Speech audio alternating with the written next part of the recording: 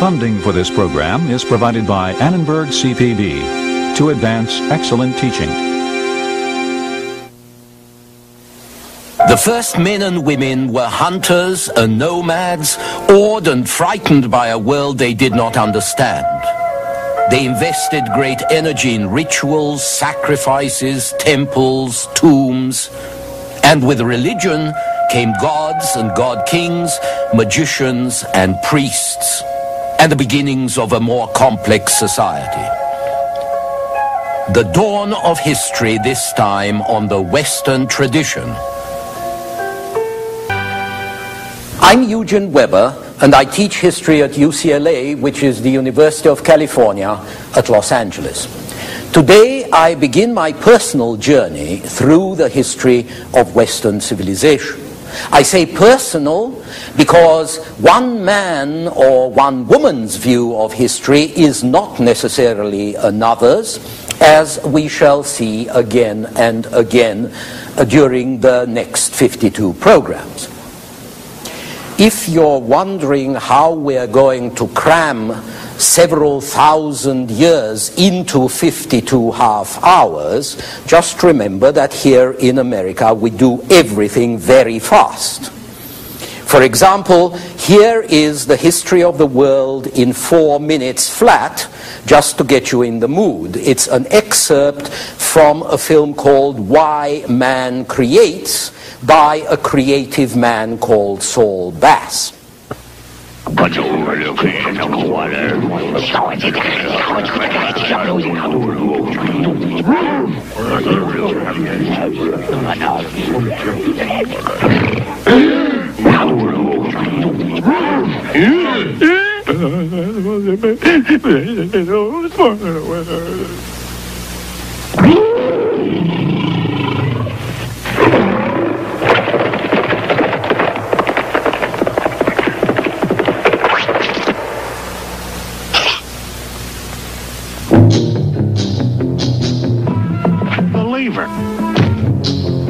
Harry, do you realize you just invented the wheels? I know.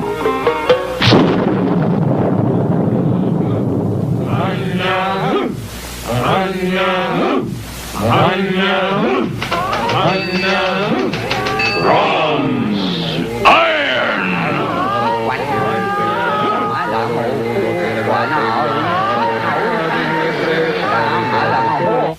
All was in chaos till Euclid arose and made order. What is the good life? And how do you lead it? Who shall rule the state? The philosopher king. The aristocrats. The people. You mean all the people? What is the nature of the good? What is the nature of justice? What is happiness? Hail Caesar! Roman law is now in session.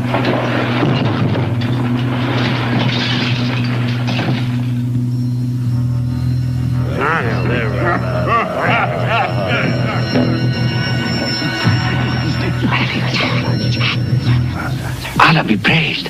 I've invented the zero. What? Nothing. What is the shape of the earth? Flat.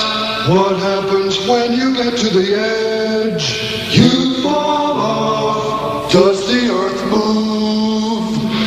Never.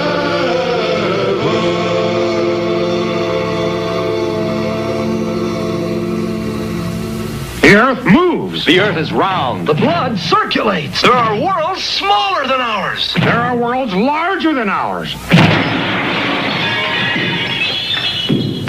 Hey, what are you doing? I'm painting the ceiling. What are you doing? I'm painting the floor.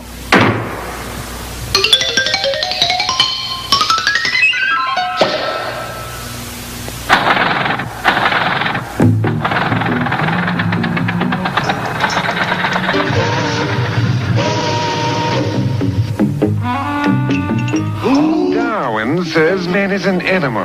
Rot. Man is not an animal. Animal. Man isn't. And he's an animal.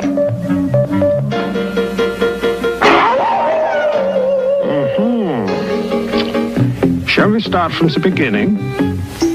I'm a bug, I'm a germ, I'm a bug, I'm a... Louis Pasteur. I'm not a bug, I'm not a germ, I'm not a bug.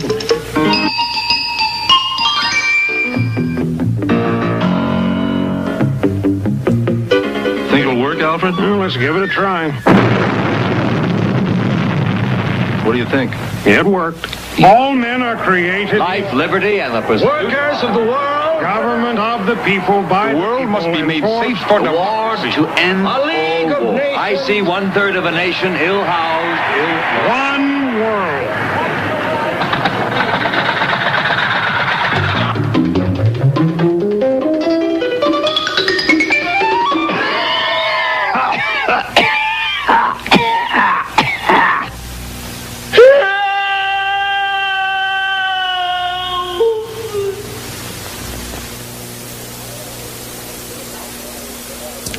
So now you know where we are headed, although I like to think it isn't as grim as all that. But where should we start? Perhaps the first thing to ask is what the scope of a series on the history of Western civilization should be. And the best way to think of it is that we are going back to the old country. We're going back to where many of our ancestors came from, to see where their stories came from, and their memories, and their habits, and the way they are, which has made us the way we are. This is what history is about, where we come from, what lies behind the way we live and act and think, how our institutions, our religions, our laws were made. And this is what I hope to do in this series, to go back to our origins. I know that all of us do not stem from the little peninsulas of Asia that we call Europe. But the language, the culture, the politics of the society we live in stem from there. And so it's an important journey for us to take from the very beginning. For our purposes, let's start about 60 million years ago, when the age of giant reptiles comes to an end. At that time, dinosaurs ruled. Mammals were cowering, timorous beasties that could never have challenged the superbly designed dinosaurs. And then, bang, a comet hits the Earth. The dinosaurs disappear, mammals get a chance to evolve, and among the mammals are the primates who tend to swing about in trees. Over 5 million years ago, one of these primate species, whose descendants made these footprints, one of these gets up on its hind legs. It doesn't make up its mind to go biped, but the less they hang about in trees, the more the primate's upper arms can be used to carry things. And the less they swing from trees, the longer their thumbs grow, until they become opposable, which is convenient for grabbing and manipulating. And then, about 2 million years ago, these hands turn out a miracle, an artifact, a tool, something they had fashioned themselves. And this is when we are no longer speaking of apes, but of something recognizably human, in which a larger brain and manufactured stone tools go together. Like all primates, these beings close to human form, that we call hominids, did not have very good claws compared to a tiger, didn't have very good fangs compared to a wolf. But they found that if they wanted to grasp things, hands were superior to jaws. For example, with your hands, you can take a nut, you can put it on a stone, you can hit it with another stone, you can break it. Sometimes a stone would slip and chip the other stone, and God knows how many flints were chipped and flaked by mistake until one of these hominids actually saw what he had done and realized that he could do it again, and deliberately. From that day on, primitive flint tools like these saved him from using his teeth for a lot of things. In the next 2 million years, he turned from vegetarian to carnivore, and the massive teeth made to chew on bark and grass and tubers, these teeth fined down. The powerful jaw muscles that imprisoned the skull relaxed. The brain that had been squeezed into the narrow skull began to expand. And this peculiar, thinking animal was engaged on the road of thought and of dental decay. It was only around 7000 BC that Stone Age people really learned to make fire by friction or by striking flints.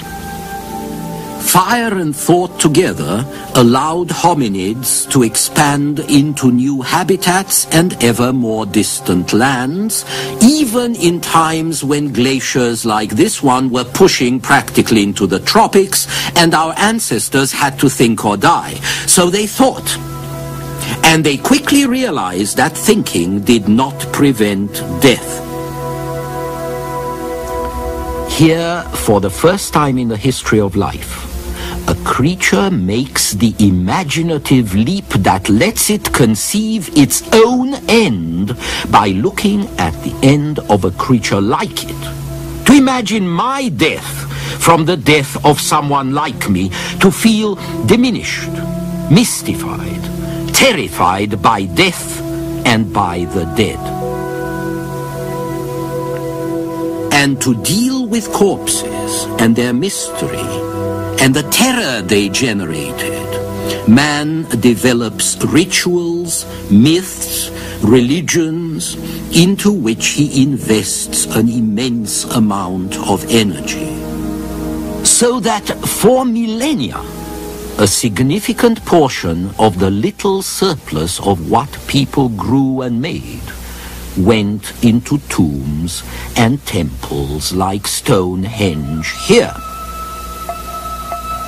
I can talk about these ruins because about 100,000 years ago, something that we can loosely call language, something like language developed. A new tool that allowed people to communicate meaningfully with one another.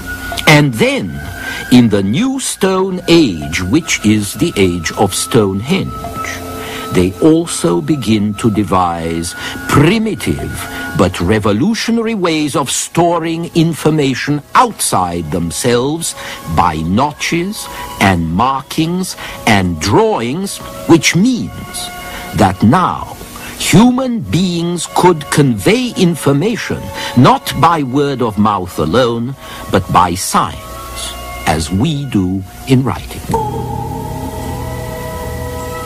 Above all, these first men and women were hunters, gleaners, and nomads moving across the steppes and forests in small clans, following the animals and plants off which they fed.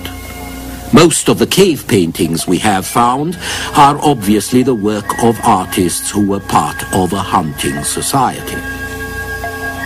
Then, somewhere around 10 to 12,000 years ago, some of these people settled down and we got an agricultural revolution, its origins as obscure as those of fire. When man discovered how to make the ground bear fruit, how to domesticate animals, how to store the product of his labors, he also developed a sense of property. And so structured societies grew up, with villages, wells, walls, slaves, and families in which lots of children guaranteed labor and perpetuation. I say all this breezily, but you have to understand how long it all took. I told you that Stonehenge was built 3,800 years ago. Now the first stone tools go back 2.5 million years. The first stand-up creatures about our own size appear 1.6 million years ago. The first flaked flints appear 100,000 years after that. The first burials go back 70,000 years. And then at around 10,000 BC, we finally reach the Neolithic or New Stone Age, when our journey really begins. Neolithic societies and families depended on fertility and security, but both of these were very precarious indeed. Stone Age agriculture goes with warfare. It goes with endless raids and counter-raids for the neighbor's crops, for the neighbor's pigs. And so these people were never free from fear. Fear of thieves, of raiders, of evil spirits, of nature, you name it. And the rituals to protect them from danger, to secure good hunting, good crops, success in battle, these rituals were crucial. And so these people developed increasingly complex magic techniques, most of which involved human sacrifices. They established their property and their welfare on heaps of human corpses. Very few religions have ever done without sacrifices. And human sacrifice, with its terrifying emotional impact, enhances the power of religion to shape our imagination. In due course, more sophisticated religions were going to substitute animals for humans. But this kind of cut-rate salvation would have seemed quite useless in the late Stone Age. The paradox is that all these sacrifices were intended to help the forces of life, as symbolized by this earth goddess. Stone Age peasants worshipped the forces of nature, ever burgeoning, ever dying, ever renewed, and in this preoccupation with fertility, we find the origins of religion, kingship, political institutions, and basic social patterns. We don't know how this worked, but it may be that once humans had figured out the relationship between sexual intercourse and childbearing, they created rituals based on the sexual act. Rituals which they hoped would bring about the fertility of nature. In many prehistoric rituals, a male impersonated the seed and so assumed the role of leader. He became what the ancient Britons called the grain king. At first, he was killed and buried, planted really, and replaced by a young and vigorous successor, and the people who acted this out, in whom the forces of nature were thought to be incarnated, these people were seen as gods and goddesses, or as something very close to gods and goddesses. But eventually society was persuaded that the grain king's death could be made just as magically effective by going through the motions, by symbolism. And when that happened, then the grain king was on his way to becoming a real king as well. And this transition would be facilitated if he was also the war chief of the clan. We're not sure if this is the way it really happened, but we do know that real kings in Egypt and Mesopotamia did perform many of the functions in fertility rituals that I attributed to the grain king. In the earliest societies, it's possible to speculate that women might be worshipped as the creators of life. But while the reproductive power of woman is recognized in mythologies and rituals, the position of women in agricultural societies was far less free and equal than it was in hunting societies. And this was probably accentuated by a new tool that made it easier to grow crops, the ox-drawn plow. Because it required considerable strength, the plow was generally used by men. Women were left to do almost everything else, with most of the drudgery and practically no status, because men spent most of their time raiding or looking out for raiders.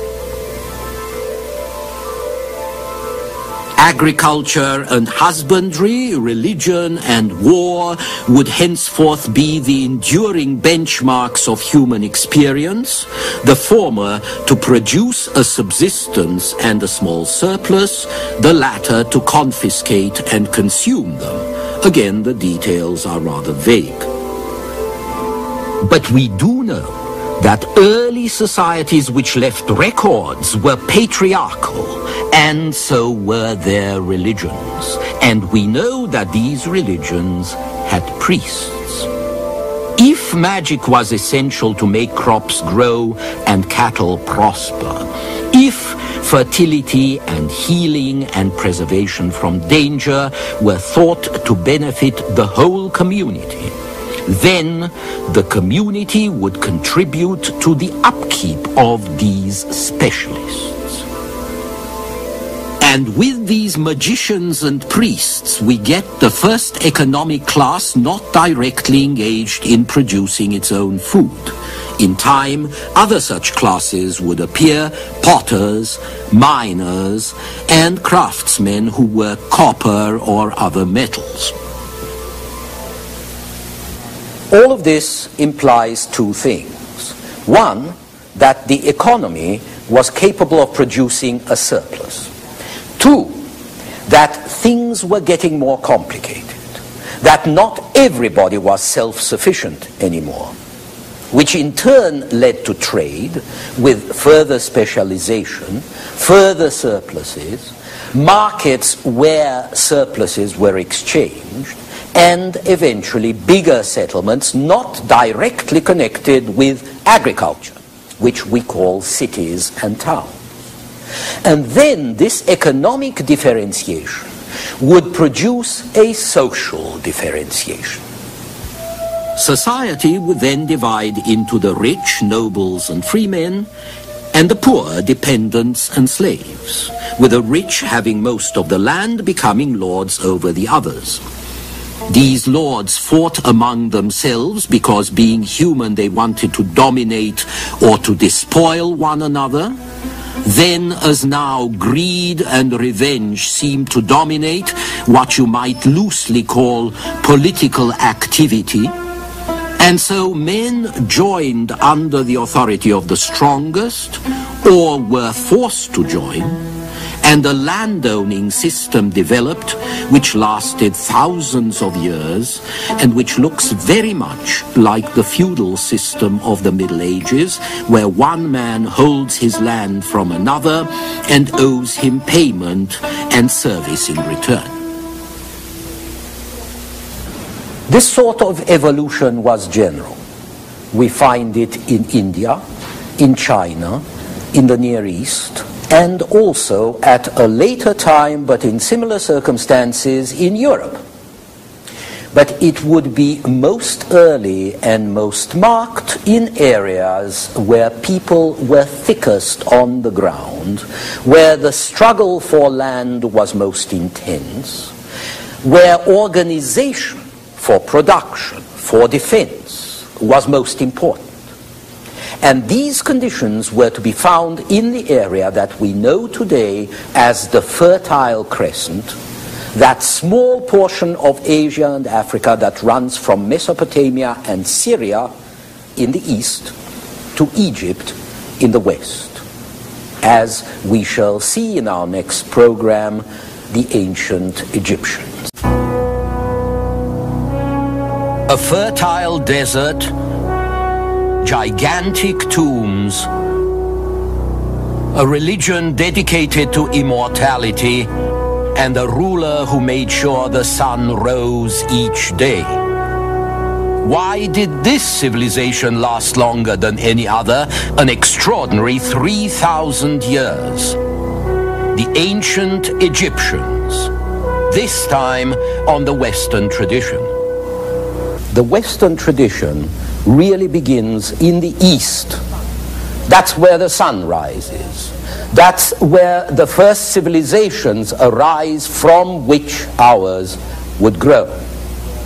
That's where we find the Fertile Crescent, which some books still describe as the cradle of civilization, and which, as you can see, is a rather small portion of Asia and Africa that runs from Mesopotamia and Syria to Egypt. But the importance of this little bit of land can hardly be overstated. Many of the things that we take for granted today had their roots here thousands of years ago, from the money in our pockets to our attitudes towards immortality. It's a paradox, but most of the so-called Fertile Crescent is relatively arid. About 5,000 years ago, the first permanent urban settlements were found only beside a river or by one of the springs that didn't dry up in the summer. On the other hand, the three main rivers, the Tigris, the Euphrates, and the Nile, frequently overflowed their banks and turned the valleys into marshland. So agriculture was largely dependent on flood control and on irrigation.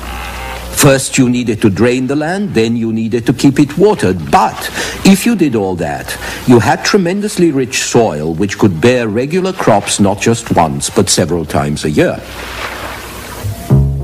So the land promised a lot, but it also imposed special conditions on the people who worked it. The ancient Egyptians often depicted the Nile and their relationship to it on wall paintings like this one. Digging irrigation channels and keeping them up are social tasks, even more than building walls to defend a village. And the more critical these social tasks are, the more tightly knit the society must be to carry them out. Here we see men measuring a field for planting. The control of water in the Fertile Crescent also provided society with a very powerful sanction. People who did not conform could be excluded from water. In a temperate climate like that of Europe, there's usually plenty of water, and this sort of exclusion is not tragic. But in an arid zone, you can die of it. And this also helps to explain the early degree of organization among communities in the region.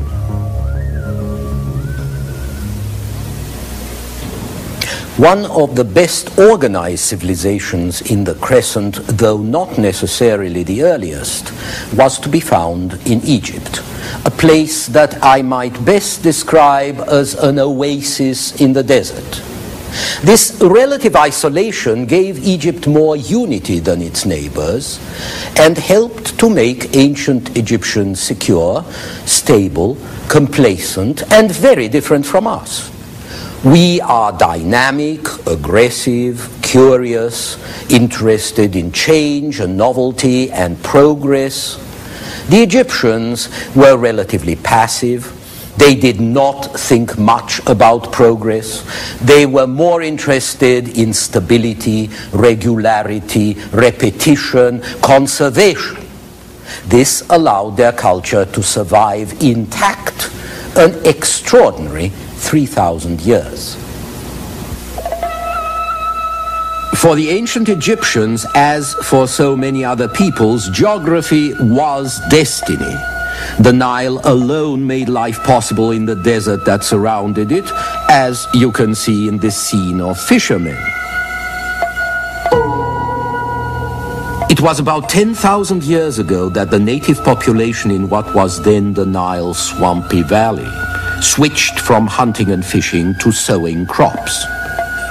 Over thousands of years, they figured out how to drain some of the swamps, turn them into farmland, harness the river water. So the Great Nile served as a lifeline to the Egyptians and also provided the need for cooperative effort and an organized way of life. And this led to a number of crucial developments sometime before 3000 BC. Astronomical charts and a calendar so you could keep track of seasonal regularities for your crops, and writing to record all this information. The Egyptians used a kind of pictorial writing called hieroglyphics. Each image, each hieroglyph, originally stood for a word. This, for instance, is the sign for cattle. The Egyptians also used signs to represent a sound or a letter. These symbols represent the sounds B, H, and Z. And the word Behez means calf. But because the Egyptians were such a literal people, they always wanted to use pictures next to the symbols. Eventually, they found something a little more practical to write on. A paper-like material which was made from the papyrus plant that grows all over the Nile Delta. The graceful fan of the papyrus reeds would then come to suggest the basic design of the typical Egyptian column, or at least of its capitals, which you can see today in their ruined temples. And so Egyptian culture was shaped by its environment in 100 different ways. When you look at the map, for instance, you can see that although the Nile Valley is very long, it's only 7 miles wide, an oasis between two burning deserts. Because Egypt is compact and surrounded by desert, it's defensible against attack. And because of the Nile, it is predictable. So the river supports a static society where life is pretty secure and reasonably happy if we can judge by the confident tone of early documents. But above the Nile, there stands an even more powerful force, and that is the sun. The sun which perfects what the river started, and which burns so fiercely that it appears divine. As an Egyptologist has put it, the Nile demands that men coordinate their efforts. The sun reveals to them that a single power rules the world. This symbiosis between sun and river valley is reproduced in the two most important gods of Egypt, Ra and Osiris. Ra is the sun and the begetter of the gods themselves, the creator of life and order, both human and divine. Osiris is the earth, the god of fertilizing water and of vegetation. He is also, as shown here, the god of death and resurrection. Osiris also has a wicked brother named Seth, who stands for all arid and unpleasant things, the desert, the night, the foreigner, disorder, and warfare. For the Egyptians, the struggle between Seth and Osiris symbolizes the cosmic drama, the cycle of death after life and life after death. Meanwhile, down in the valley, there's a man who is part god and part king. He is the pharaoh, named after the great house, the Pharaoh, in which he held court.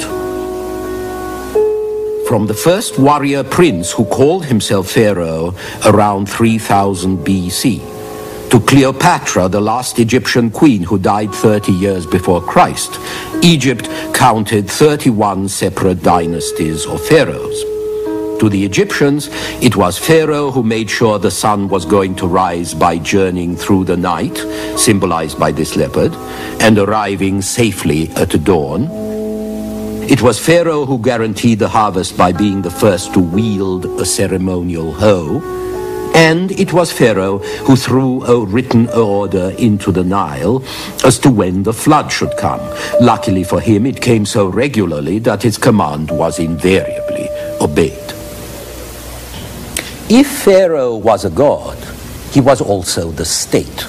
He owned everything his people owned, and he even owned the people themselves. All officials acted in his name, all held their offices subject to his divine pleasure. Law was not codified, it was based on custom, and it was held to be simply the king's word, his personal interpretation of divine will and divine justice. You could not codify these decisions because every one of them was right for its particular moment and circumstances. And besides, once you wrote down a law, it acquired an impersonal authority of its own, an authority that might compete with the authority of the divine being whose will and whim alone could be the law. Only Pharaoh expressed the ultimate truth and justice and goodness and cosmic force of harmony and order that the Egyptians called Maat. Here we see the final judgment of a dead man whose heart is being weighed against a feather from the goddess of truth and right. The power of Pharaoh was so absolute, in fact, that he not only controlled the laws of life on earth, but also access to eternity. Only he could be sure of a blessed afterlife going on forever. The only others who could even hope for eternal life were his family and those who went along to serve them in the hereafter. The pyramids indicate just how important a pharaoh's funeral arrangements were. One pharaoh after another built ever more monumental tombs. The very first pyramid was built at Saqqara during the Third Dynasty, and it may well be the first example of stone architecture in history. Alongside the pyramid, one can still see the smaller tomb of a nobleman. Eventually, it was felt that if a noble could be buried close to the royal tomb, and if he could carve or paint his titles on his own tomb, explaining how he had served Pharaoh in the past, how he could serve him in the life to come, then he might have a chance of being taken along. Better still, of course, was to get your effigy right into the royal tomb, like this high official of Queen Hatshepsut, who had his portrait carved behind the doors of her temple so he could enter eternity with her. The climax of this funerary obsession came about 2600 BC with the pyramids of the Fourth Dynasty, and especially with the Great Pyramid of Cheops at Giza, just north of the capital, which was then at Memphis. The Great Pyramid is nearly 500 feet high, and it contains nearly 2.5 million blocks of limestone, most of them 2 or 3 tons apiece, but some of them as much as 15 tons. Napoleon once sat down in its shade and calculated that the mass of stone above him would build a wall around France 10 feet high and 1 foot thick. All of these stones were hauled up and put together with the most extraordinary accuracy by the muscle power of conscript labor.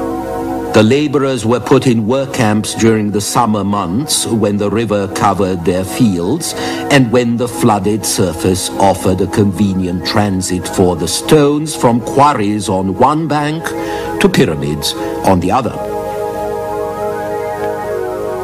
The Sphinx nearby is also monumental, 240 feet long by 66 feet high, but at least it didn't have to be hauled in, it was carved out of a rock that happened to be there. The most imitable of Egyptian monuments, however, were the obelisks, tapered pillars, each carved out of a single block of granite between 70 and 100 feet tall.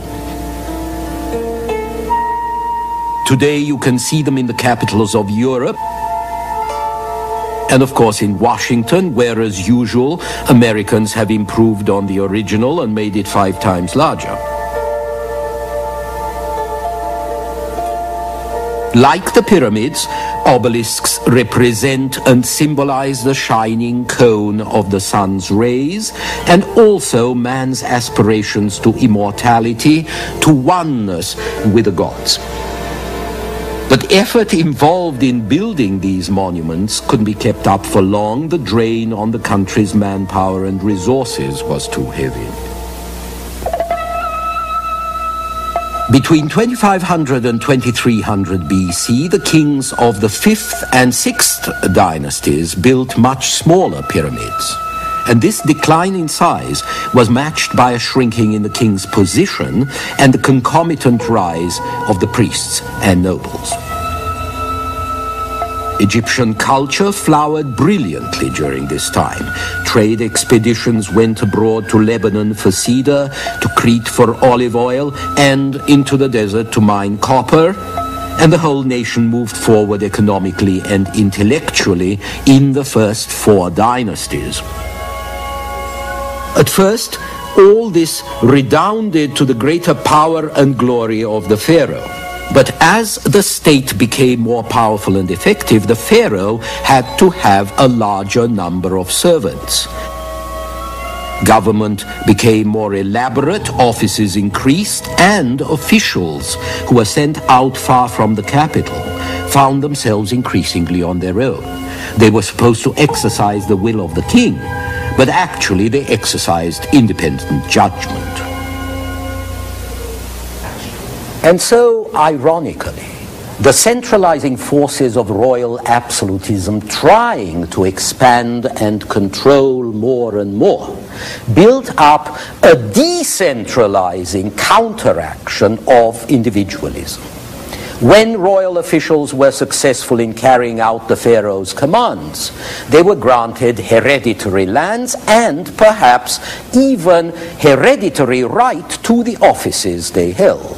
And as their wealth and position became more secure, the officials became less dependent on Pharaoh in this life and the next. Meanwhile, the great funerary foundations around the royal tombs, which were endowed with land to keep the priests praying and the dead kings happy, these great cities of death were not only using up important resources while they were being built, but their upkeep continued to eat up the land even after they were finished and their builder buried. So much of Egypt was bestowed on temples and tombs that the numbers and wealth of the priests rose dramatically. And at the same time, the pharaohs were parting with a lot of their land, which was the source of their wealth. As the wealth and power of the pharaohs decreased, there was more decentralization, both political and magical. In 2600 BC, in the 4th dynasty, and then in the 5th, the tombs of the nobles had clustered around the tombs of the king. By 2300 BC and the 6th dynasty, a lot of the nobles, like this one, built their tombs at home in the provinces. They and the priests and the high government officials became confident that they had a good chance of eternal life on their own. They didn't have to bother Pharaoh. They didn't have to bother with Pharaoh. Not only could they build for eternity, but they could also interpret Mat, the justice and truth that was once administered by the Pharaoh alone. And so the sixth dynasty ends in 2200 BC, and along with it, there ends the period known as the Old Kingdom. For 2 centuries afterwards, the decentralization of Egypt's failing kings brings fragmentation and anarchy, with nobles and princes squabbling for supremacy. The so-called Middle Kingdom begins when a new dynasty of pharaohs restores order, but it too has a structural weakness. The pharaoh's word is no longer law. Laws begin to be written down, and Pharaoh himself is accepted only as long as he is powerful and alert.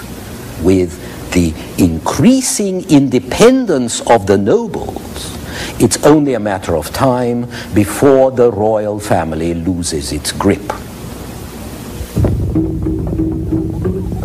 We get another period of war, disunity and disorder between the 1700s and 1500s BC, but this time foreigners from the northeast break in, warlike peoples much better armed than the Egyptians, with horses and chariots and stronger bows.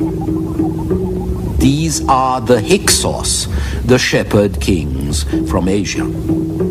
Egypt was no longer an oasis now, but a battlefield. For the first time, part of its territory was conquered by foreigners. The deep sense of security from attack, which had been the cornerstone of the Egyptian system, was fractured. When the foreigner was finally cast out in the 16th century before Christ, he was succeeded by great warrior pharaohs whose heroic efforts are pictured in many wall carvings. Under this new kingdom, Egypt was going to have more periods of glory and more years of peace, roughly from the 1500s to 1000 BC. Obviously, things weren't too bad, because it's from this period that some very charming paintings survive of people hunting and banqueting, and in one of the banquet scenes, an old blind harpist sings a song which, like all good things in Egypt, is an old song, but one which would continue to be sung for a long time, and this is how the song ends. Spend a happy day, rejoice in the sweetest perfumes.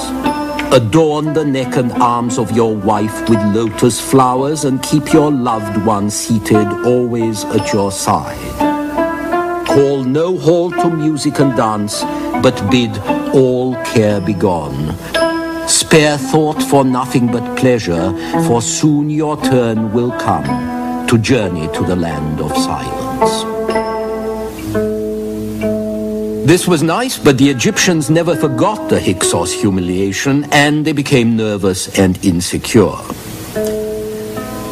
The new kingdom was faced with new invasions, and a powerful class of professional soldiers and administrators came to run the country, along with the omnipresent priests. By this time, the power of the divine kings had become a facade for a stiff, formalistic hierarchy and bureaucracy based less on tradition and custom than on rules and laws, less on mart than on formal discipline and pietism. Unfortunately for the new kingdom, the Egyptians would rather enjoy life than fight. Military service was always unpopular, and armament was frequently backward. So whenever the Egyptians clashed with strong armies, they usually lost, which is what we see happening in the 1000 years before Christ. After Egypt was last conquered in 330 BC by Alexander the Great, it was ruled by the Ptolemies, descendants of one of Alexander's generals, until the last dynasty came to an inglorious end with the suicide of Cleopatra and colonization by Rome. But the most fascinating thing is that all this time the image of Pharaoh remained the same. The Egyptian ideal, the conventional style and models established 3,000 years before, these endured longer than anything in the Western world. And yet, while the form persisted, the substance changed. The relative security and serenity of the Egyptians had cracked. The song of the harper continued to be sung, but its words didn't mean anything anymore, or else they referred to a golden age long ago and far away. In our next program, we shall return to the Fertile Crescent to examine the Mesopotamians, who are as similar to us as the Egyptians were different. It was an oasis, a garden between two of God's rivers, a place of fantastic gods, sacred surrealism, and ruthless pragmatism. A place where we can find our origins, laws, trade, money, and bloodshed on a lavish scale. Mesopotamia, this time on the Western tradition. Now see if you can recognize this passage. And the Lord God planted a garden eastward in Eden, and there he put the man whom he had formed.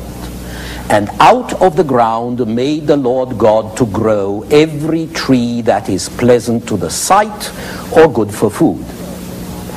And the river went out of Eden to water the garden, and from thence it was parted and became into 4 heads. The name of the first is Pison. The name of the second is Gihon.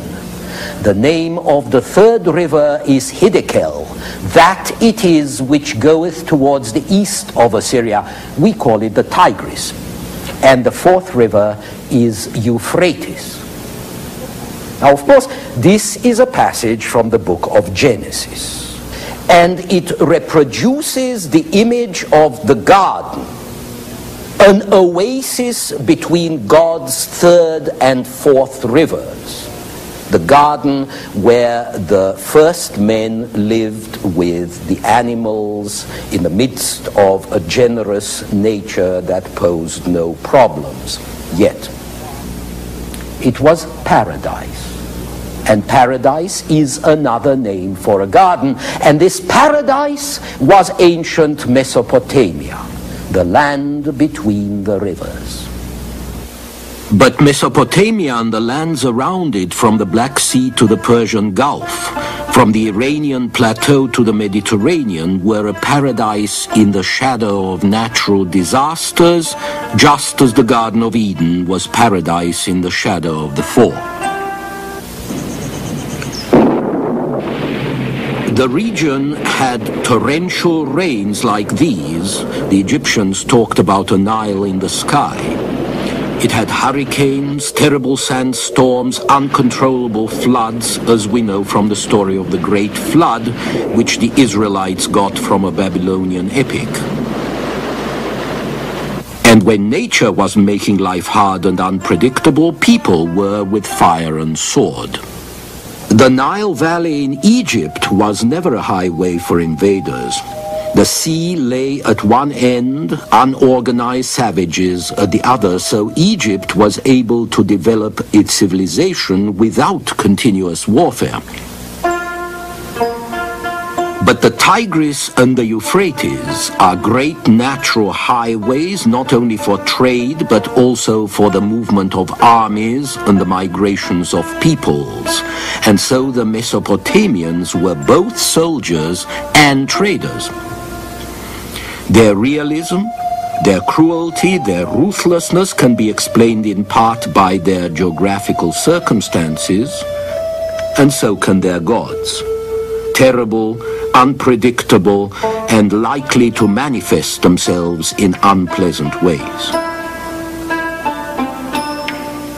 The beginnings of a great many things we use today can be found in a small area, no bigger than Denmark, on the Tigris-Euphrates delta, which we know as Sumer. Even their endless wars, especially their wars, sparked technological innovations and spurred social, cultural, and economic change. It was in Sumer, through drainage and irrigation, that the first villages of reed huts and adobe became cities by the 4th millennium BC.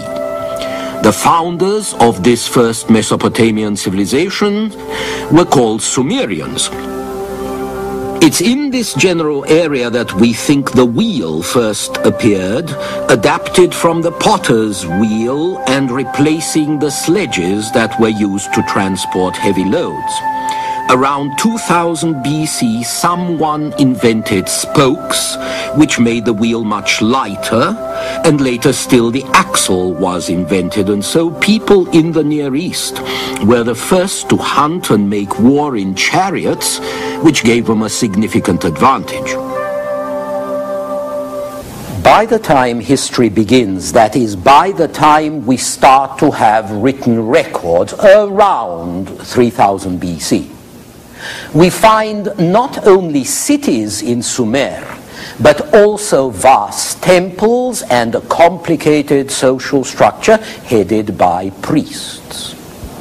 The social cement is provided not by a river and its water, as in Egypt, but by the temple, which rules and dominates the community, which dominates the countryside, and around which a city grows.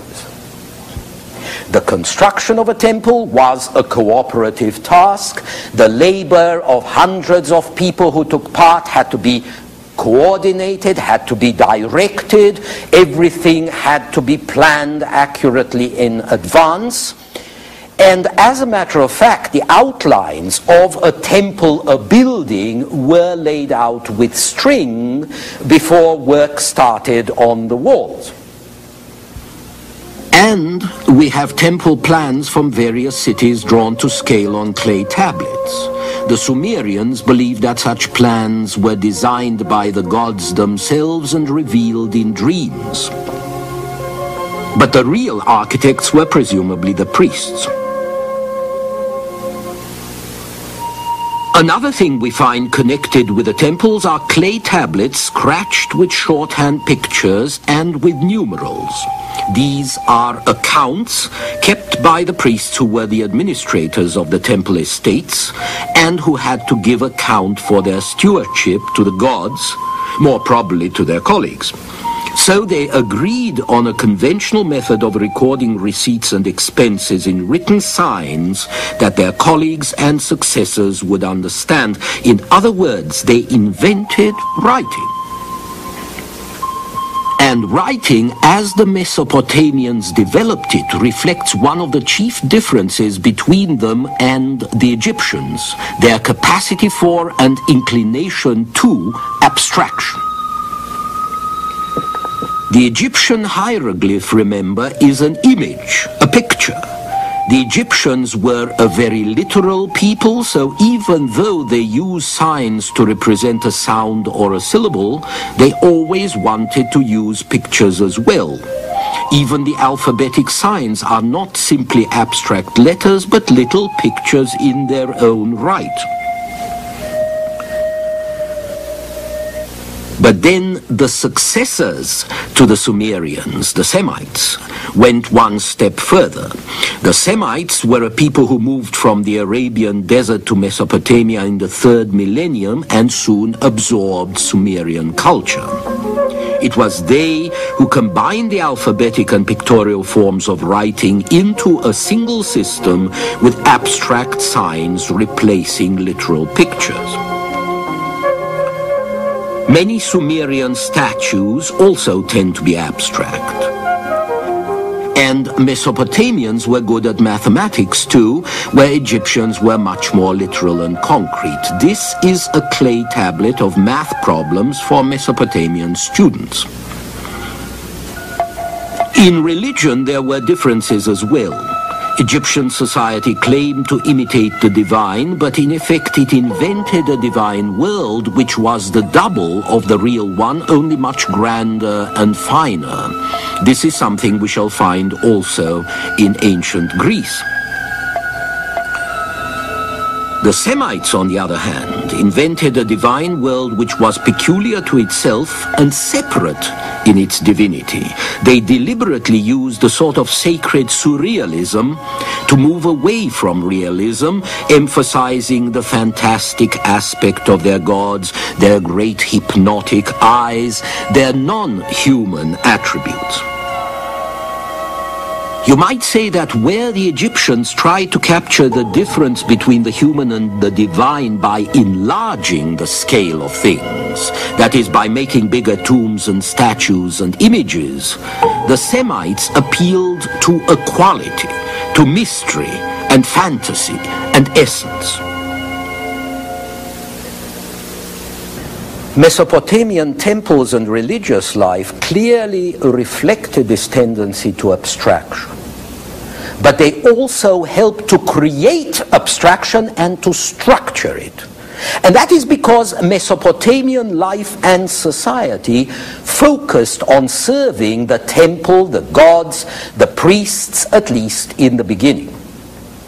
But temples and temple servants did not exist in isolation. For one thing, the Sumerian city needed imports, timber, stone for building, metals for tools and weapons, and then gifts for the gods, precious stones from Afghanistan and India, mother of pearl from the Persian Gulf. And so you get trade that is extensive and active, and you get the rise of an independent and very mixed merchant class. The armed caravans and merchant ships of the time were a potent agent in the diffusion of culture. Free craftsmen might travel with the caravans looking for a market for their skill. Slaves would form part of the merchandise because defeated enemies could be more useful alive than dead. And these slaves, together with the personnel of the caravan or the crew of the ship, would have to be accommodated in various cities.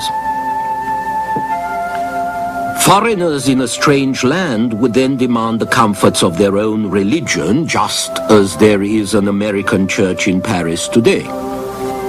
And useful arts and crafts could be diffused just as easily. The socketed axe of Mesopotamian craftsmen, for example, was a great improvement on the old model, which was bound with cords. Their axes traveled to the Black Sea and to Troy. Their fast-spinning potter's wheels, which turned out jars like this one, went east to India and west to Greece and Egypt. And Egypt also adopted Mesopotamian glass-making techniques 1,000 years after they were first developed, around 2500 BC. Most important perhaps, metal workers from Mesopotamia and from Anatolia to the north found out how to use furnaces to smelt metal ores. Copper in the 4th millennium, bronze in the 3rd, and iron in the 2nd. This gave the region beautiful new objects, but also tools of war like this helmet. Stronger metals make for better arms, and a lead over your neighbors in war, and a lead in trade as well, because anything you make better than your neighbors, you can sell.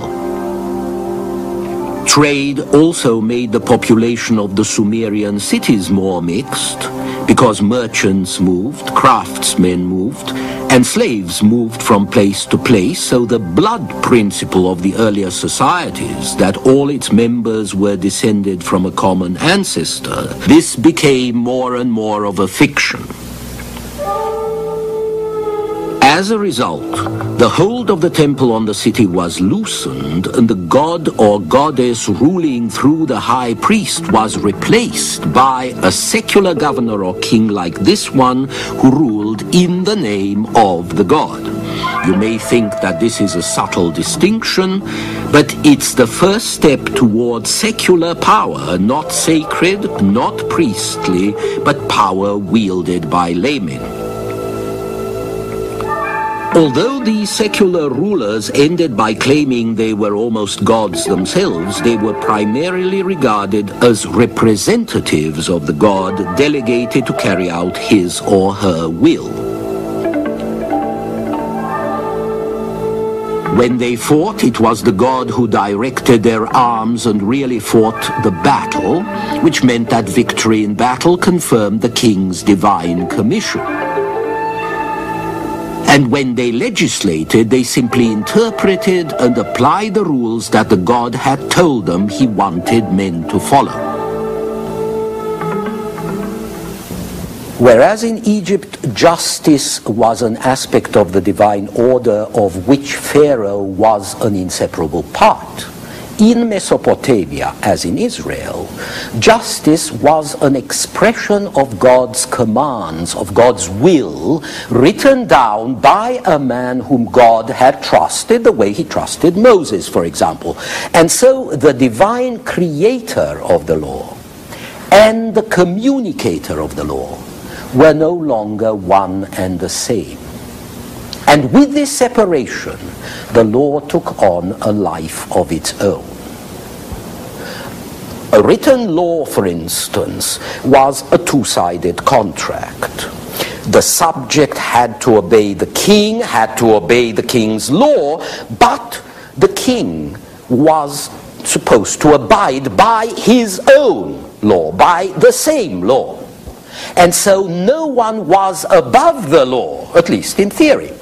And while the theory was often ignored, and still is today, it was a basic principle with great power in the long run because it was respected even in the breach. And so this writing down and codification of the law was going to affect political life and political ideas down through the ages.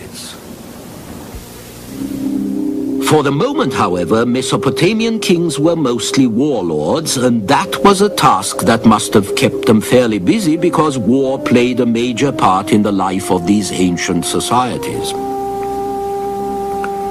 Although these peasants produced a surplus, it was concentrated in the hands of a relatively small number of people. This limited the opportunities of an expanding rural population, so the poor peasants had to find new lands to till. The Sumerian cities sponsored reclamation works both against the desert and the swamp, but then as now, the most effective labor-saving device was stealing. So there were endless wars between cities, one trying to seize or recapture another's land. Eventually, a straightforward imperialism would develop from this warfare. Some city or region would extend its power even further, eliminating all the competition around it and establishing its rule and that of its god over all the others. So, over the centuries, beginning about 2400 BC, you have a series of empires, first dominated by Sumerian cities like Ur or Lagash, then by cities further north, like Akkad of the Semites, the exact location of which is still unknown, eventually by Babylon, the capital of a Semitic people, the Amorites.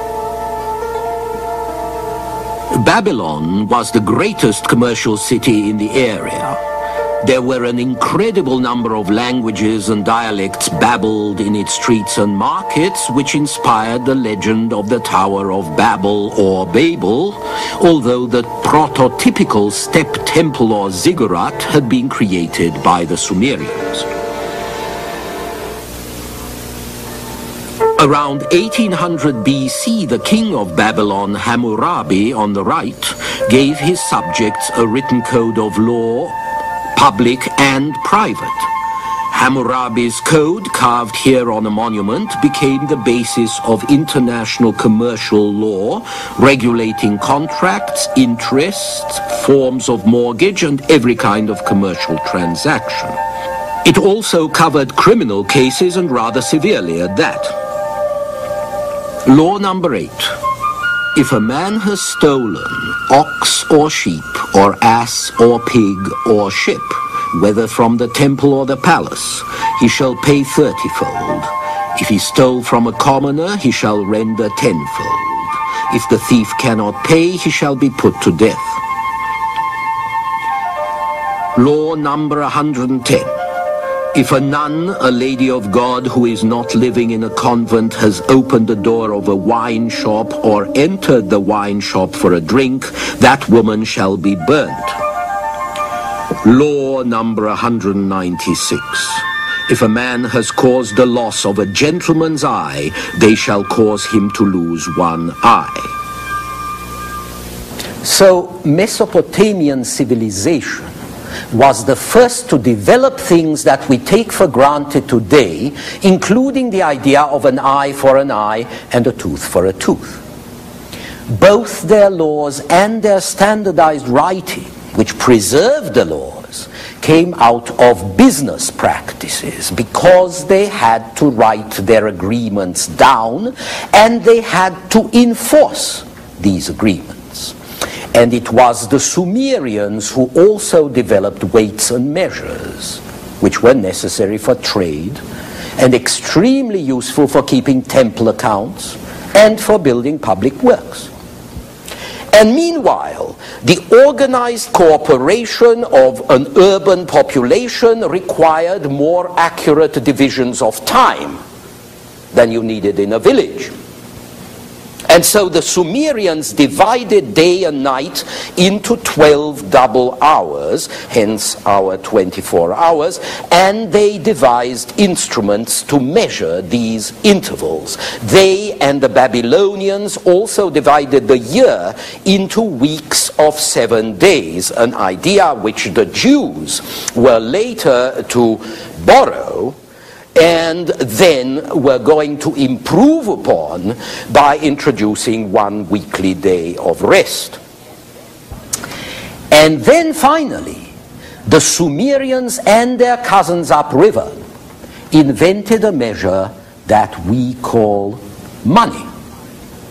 By that time, the exchange of goods and services had come to play a really important part in the new economy, and a common standard was needed so that different kinds of goods could be measured, could be valued. What was a cow worth after all? Or a pot? Or a slave? And this conventional standard of value would also serve as a medium of exchange in which you could purchase commodities and reward services, that is, pay wages. The first standard so used was apparently barley, which was the staff of life. In fact, wages and rents would be paid most frequently in measures of barley for a couple of thousand years, even in Hammurabi's time, about 1800 to 1700 BC. But by then, metal, that is silver and for small sums copper, was being recognized as the most convenient medium for exchange. In the 8th century BC, Assyrian kings began to stamp silver bars, and in the 7th century BC, Lydian kings began to make coins like this one. But in the beginning, the units of silver or copper used for exchange were not coins, but quantities of metal that you would weigh out, which was a bit awkward. Still, the adoption of a conventional metallic standard marks the transition from a natural economy in which objects were bartered to a money economy in which everything could be priced at so many shekels of silver or so many gers of barley. And one result of this was that you could estimate wealth not in foodstuffs or in slaves or in commodities that can themselves be consumed, used, enjoyed, but in terms of a general abstract medium which cannot itself be consumed, but which can be exchanged for any consumable commodity or any useful service. And so the producers could consider working just for the market rather than for themselves or for one particular person who ordered something and offered a particular commodity in return. You could produce for the market, and you could take the price that you got in the market and you could put it away and use it to get something that you might want another time. Moreover, the new generalized wealth possessed the same property that wheat and barley and cattle had. It could reproduce itself. It could multiply itself. Like grain, like livestock, money could be treated as capital and could be used to secure an increase, to become a profit. And if you lent it, you could charge interest. So that by the time Hammurabi came along 3,800 years ago, he really had something to legislate about, as we shall see in our next program. Ancient Assyria, Babylon, Persia, out of their bloody wars our civilization grew. As one empire gave way to another, trade and culture spread, barbarians were tamed, and new cities were founded around the Mediterranean. From bronze to iron, this time on the Western tradition.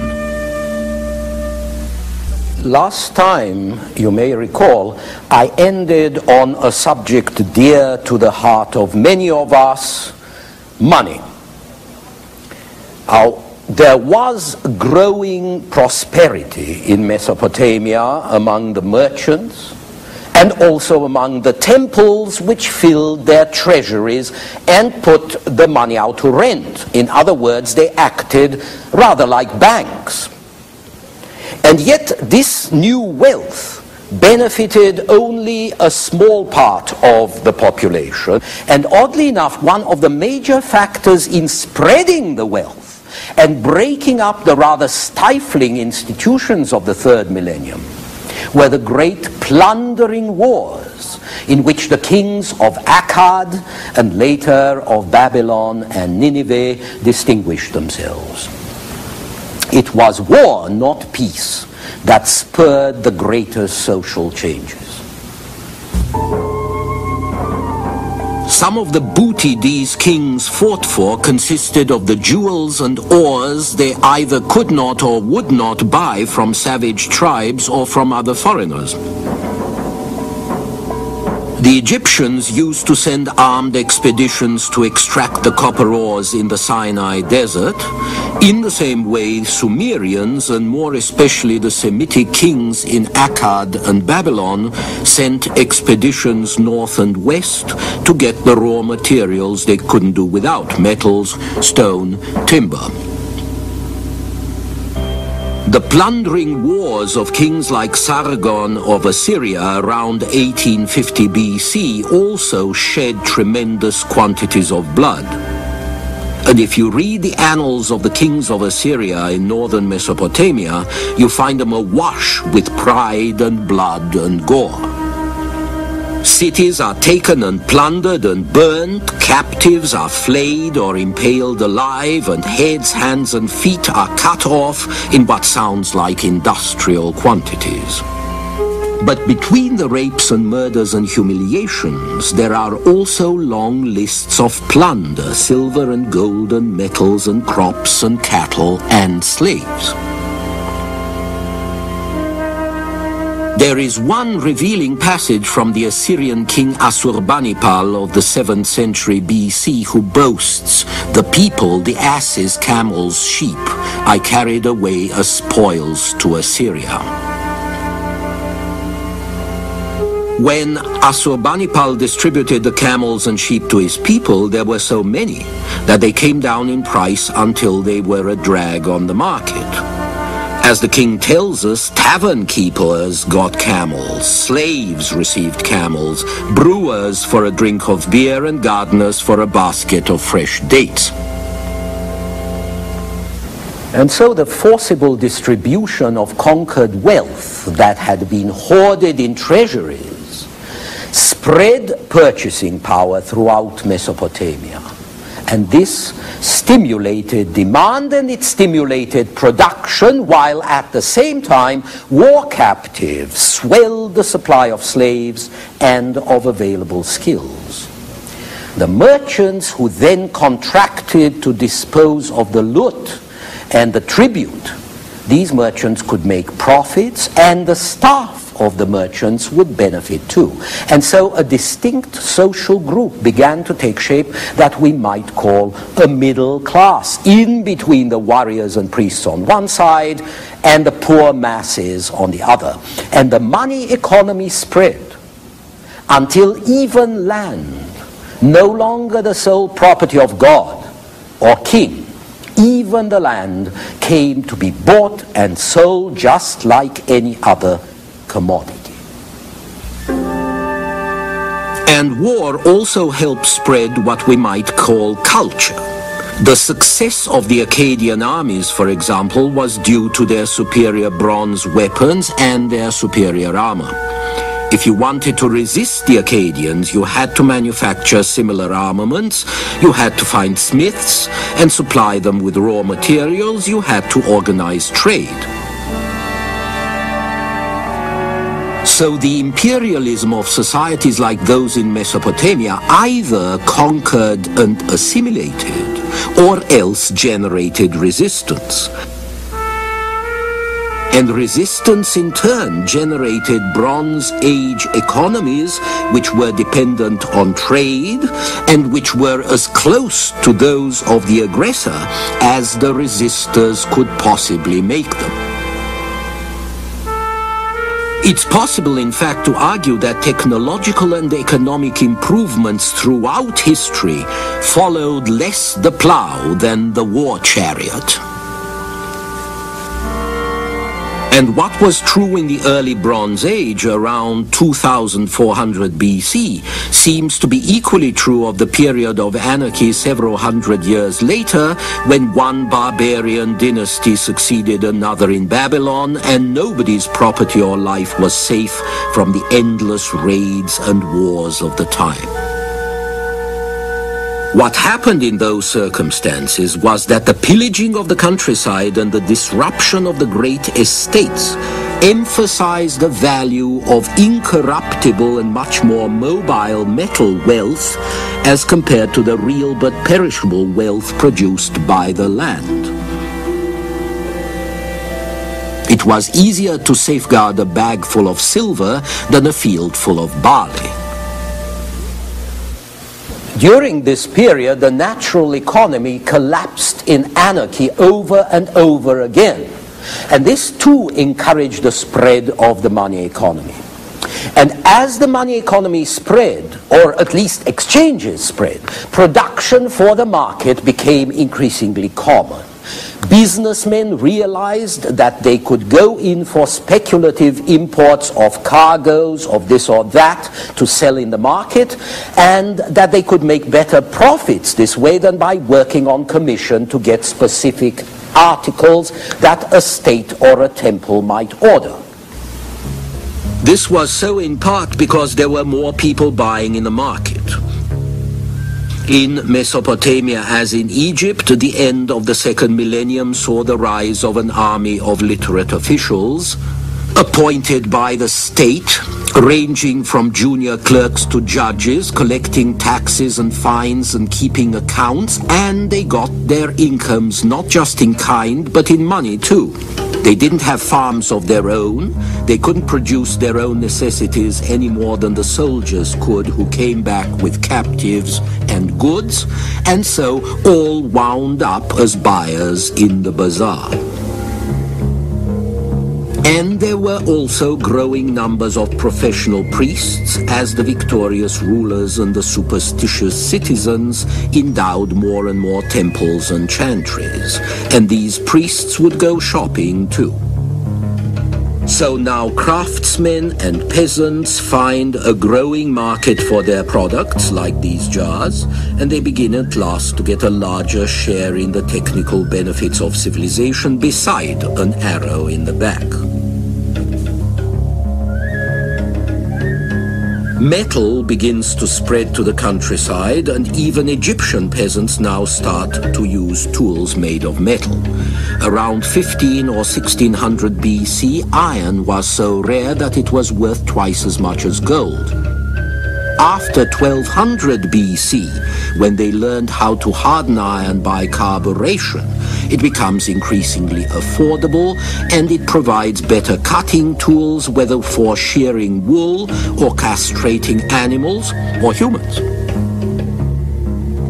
Because iron is cheaper to produce and more readily available than bronze, it democratizes agriculture and industry until around 800 or 900 BC. Cheap iron perfects the process that economic imperialism had started 1,000 years before. The peasants could finally afford iron axes and plowshares, the common artisan could own his own toolkit and be independent of temples or patrons, and the commoner could use iron weapons and meet Bronze Age knights like this one on better terms, which also means that iron democratizes warfare. Poor and backward barbarians could now challenge the armies of civilized states, which until then possessed a monopoly of bronze armaments. So once again, the interaction between war and technology becomes manifest.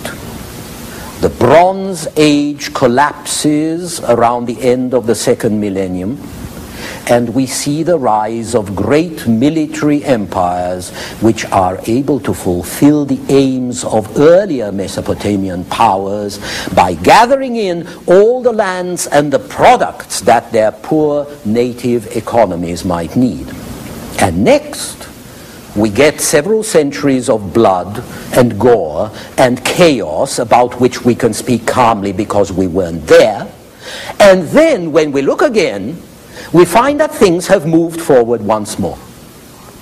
Between about 1500 BC, the zone of literate urban society had expanded far more than it had grown in the 15 centuries of the Bronze Age.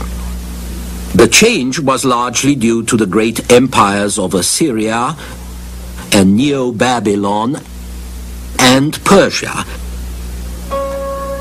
Each of these empires unified tremendous territories under their rule, and even though they did this at frightful cost in human lives and wealth, the political unification they imposed promoted intercourse on an unprecedented scale over a wider area than ever before.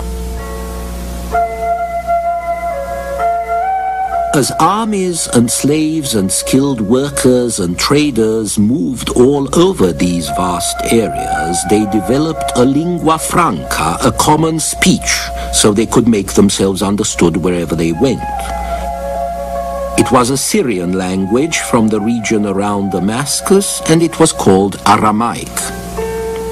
Aramaic had its own script with 22 letters, all consonants, as in most Semitic languages. It was then absorbed by the Chaldeans who ruled in Babylon, and later adopted as the official language of the Persian Empire around the 6th century BC. In the process, it replaced Hebrew as the language of some of the Old Testament texts, and it's probably what Jesus and his apostles spoke centuries later. The Assyrians, and still more the Persians, also built post roads to collect tribute more effectively, and these roads were used by soldiers and officials and couriers and merchants. By the 5th century BC, even people of modest means like Herodotus, the first professional travel writer, could afford to tour the backlands of Asia. The Assyrians and their Neo-Babylonian heirs were also forcibly transporting whole communities from one end of their empire to the other to make them less dangerous by getting them away from home. One unintended result of this was a very thorough pooling of peoples which made the big cities thoroughly cosmopolitan. The Assyrians brought disaster to, among other peoples, the Hebrews, who may have come from Ur in Mesopotamia, but who eventually settled to the west in Canaan by way of Egypt. The Hebrews established two kingdoms in Canaan. One was called Judah, with its capital at Jerusalem, and the other called Israel to the north. This northern kingdom was destroyed by the Assyrians in 722 BC. The Old Testament's book of Isaiah, which was probably written shortly after, describes what it must have been like. Your country lies desolate. Your cities are burnt with fire. In your very presence, aliens devour your land. It is desolate as overthrown by aliens. And the daughter of Zion is left like a booth in a vineyard, like a lodge in a cucumber field, like a besieged city. In 586 BC, the Hebrew southern kingdom of Judah was also defeated, this time by the Babylonian king Nebuchadnezzar II. Thousands of captives were taken off to Babylon and enslaved.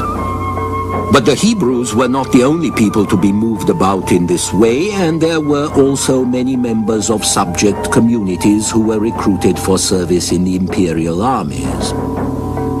In the 6th and 5th centuries BC, the kings of Persia hired archers from Central Asia and Indian chariot troops to fight along with Syrian levies and Greek mercenaries. And these people carried the germs of one culture to another, just as the caravans and the ships that moved about in increasing number through the vast, relatively pacified, relatively secure empires. The largest of these empires was established in the 6th century BC when Cyrus the Great of Persia made an alliance with Babylon and then led a rebellion against the Medes, who were the overlords of Persia. Through subsequent conquests, the Persian Empire spread from India to the Aegean Sea. The Persians were warrior horsemen ruling over a terribly disparate empire.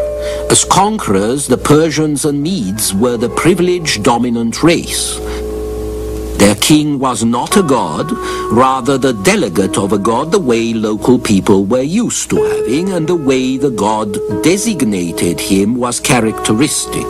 The particular warrior chief whose horse, a sacred animal, had been the first to neigh in salute to the rising sun, became king.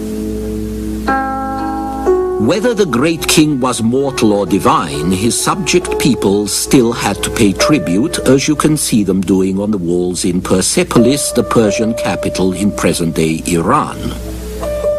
The Medes and Persians themselves, on the other hand, owed only military service. But as the empire expanded, there weren't enough Medes and Persians to go round. So the subject peoples had to serve as well, which meant they were forced to bear arms in defense of a state that kept them in servitude.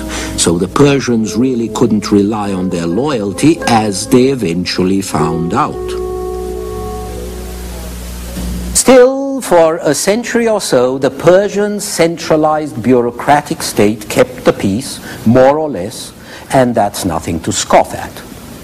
And the Persian peace helped to spread civilization from Asia Minor into the Mediterranean.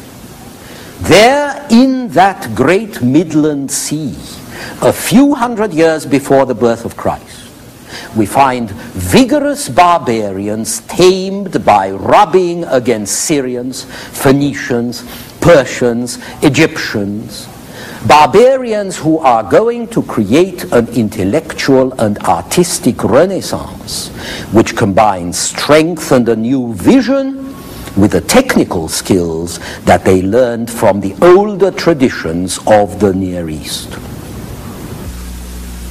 After the 9th century BC, the Phoenicians founded new cities around the Mediterranean, and after the 8th century BC, the Greeks founded theirs. But these cities were not established to be provincial capitals and garrison towns and tax-gathering centers for the central power as the Asian cities were.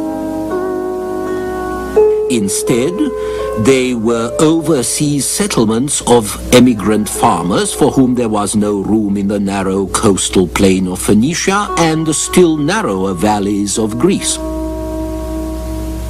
What these colonists wanted were new lands to till, new fishing grounds, new bases for piracy and commerce. So the Phoenicians colonized North Africa, and from there, fanning out from Carthage, they colonized western Sicily, Sardinia, the coasts of Spain. While the Greeks spread round the Black Sea and westward to eastern Sicily, southern Italy, and on to Marseille. Finally, there were the Etruscans, a people from Asia Minor who had probably learned civilization through mercenary service in the imperial armies of the East, and who established themselves as a ruling class among the Indo-European farmers in central Italy around Florence. The Etruscans imposed their kind of civilization on the barbarian natives, and they founded small cities as centers of an urban economy. But some of the people they conquered with great brutality were able to expel their alien masters and turn the weapons of civilization against their oppressors. And among these people, the most notable would be an obscure tribe or federation in south-central Italy called the Romans. At any rate, one thing the Greek and Phoenician colonists brought with them was a simplified form of writing using 22 signs to denote the consonants, which had been developed in some Canaanite or Phoenician city and which would become the parent of our modern script. With the alphabet to simplify things, reading and writing became as simple as they are today. Literacy ceased to be the mysterious privilege of a highly specialized class of priests and scribes. Administrators, engineers, medical men, merchants, even some soldiers were learning to read and write. By the 7th century BC, common mercenary soldiers, both Greek and Phoenician, were educated enough to scribble graffiti on their helmets. The Greeks then took this Phoenician script, converted some of the signs for peculiarly Semitic consonants, and invented a few more signs to express in Greek the vowel sounds that the Semites had ignored, but that you need in Indo-European languages. And it was apparently from Greek colonists in Italy that the Etruscans, and hence the Romans, learned how to read and write. Of course, those who did read were not very numerous, but their appearance meant that a new distinction would join and reinforce the old distinctions between rich and poor, high and low. Literacy created a barrier which has persisted ever since between the educated and the uneducated sections of society. But literacy also provided a means of communication that could last through time, a means of communication which not only stabilized culture, but also allowed it to accumulate and grow by compound interest, because knowledge was no longer condemned to die with those who held it, or at best to be passed on, garbled by word of mouth. It could be recorded, preserved, assimilated by following generations, referred to, added to, summoned up at will, a treasury of memory and inspiration, or quite simply information. So here you have the beginnings of our world in the Middle East and in the Mediterranean. If you are looking for origins, you might say that our culture, our Western culture, is an Asian culture, and that the Western tradition has its roots in that great dust heap of history that runs from the Black Sea to the Persian Gulf. A dark and bloody ground that we never cease to recreate in our gods, in our wars, in our restlessness, but also in our inventiveness and enterprise and expansionism. And this is even truer of the Mediterranean, which is a kind of liquid history, around whose shores the old traditions were transmuted, and from whose shores they have irrigated the entire Western world, as we shall see in the programs ahead.